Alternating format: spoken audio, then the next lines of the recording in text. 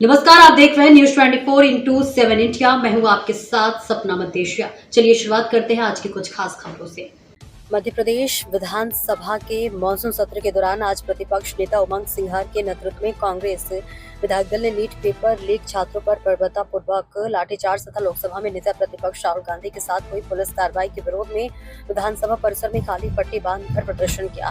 प्रदर्शन में शामिल जोपड़ विधायक सेना महेश पटेल ने कहा कि देश के युवाओं और छात्रों के भविष्य के साथ लगातार अन्याय हो रहा है। नीट पेपर लीक जैसे घोटालों ने लाखों विद्यार्थियों की मेहनत और सपनों को चोट पहुंचाई है, लेकिन केंद्र और राज्य सरकार दोषियों पर कठोर कार्रवाई करने के बजाय छात्रों की आवाज को दबाने का प्रयास कर रही है। उन्होंने कहा कि न्याय की मांग कर रहे छात्रों पर लाठीचार्ज किया गया और राहुल गांधी जो छात्रों की आवाज बनकर उनके साथ खड़े हुए हैं, उनके साथ भी पुलिस द्वारा दुर्व्यवहार किया गया है। सेना महेश पटेल ने कहा कि आज देश में युवा और के सामने बेरोजगारी, पेपर लीक और शिक्षा व्यवस्था की गंभीर चुनौतियां हैं। उन्होंने आरोप लगाया कि छात्रों के साथ हुए अन्याय ने यह साबित करते हैं कि सरकार युवाओं की समस्याओं के प्रति संवेदनशील नहीं है।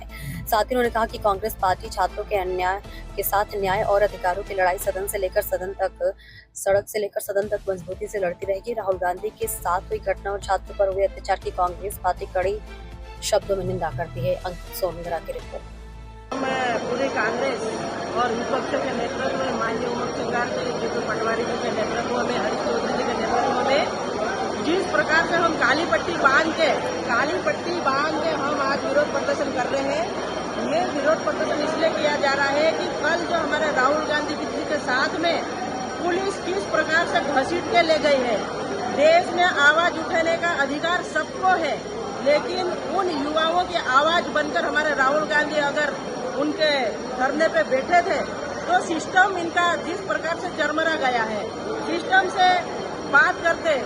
से अगर बात करते तो उसका समाधान निकलता, लेकिन राहुल गांधी जी को घसीट के ले गए, उनके नाक से ब्लड आ गया और कितने ऐसे हमारे छात्र हैं जिनके ऊपर अत्याचार किया, लाठियां बरसाई, लहू लहान किया।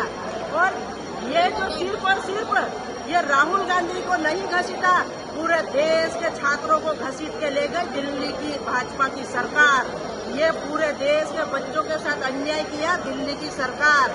और मध्य प्रदेश के भी हमारे 10 लाख स्टूडेंट थे, उनके साथ भी यही अन्याय हुआ है। तो ये कहीं न कहीं ये दर्शाता है कि मध्य प्रदेश से लेकर केंद्र सरकार तक भाजपा के राज में भाजपा की सरकार चरमरा गई है और हमारा देश आज सुरक्षित हाथों में नहीं है, जिसका उदाहरण हमें देखने को मिल रहा है। कहीं बेटियों को मार रहे, कहीं बेटियों को लटका रहे, तो कहीं स्टूडेंट को मार रहे, कहीं पेपर लीक हो रहा, कहीं किसान आत्महत्या कर रहा, कहीं युवा सड़कों पे है। तो ये उदाहरण है इसका। तो ये देश सुरक्षित हाथ में नहीं है। और माननीय हमारे राहुल गांधी के साथ जो हुआ है, जिस प्रकार से जो घटना घटी है, उसकी कांग्रेस पार्टी घोर निंदा करती है और हर पूरे देश में सड़कों पर आंदोलन किया जाएगा।